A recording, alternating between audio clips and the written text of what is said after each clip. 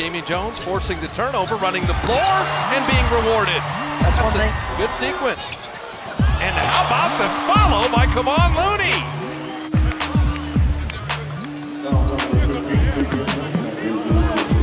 Great rebound follow by Kevon.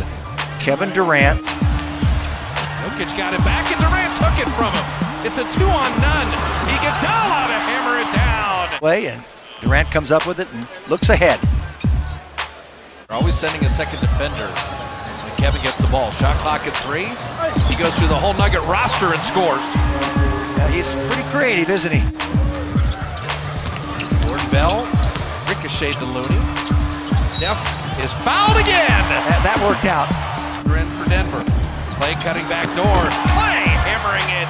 The right-hand spike by Klay Thompson. And Curry denied at the rim. Iguodala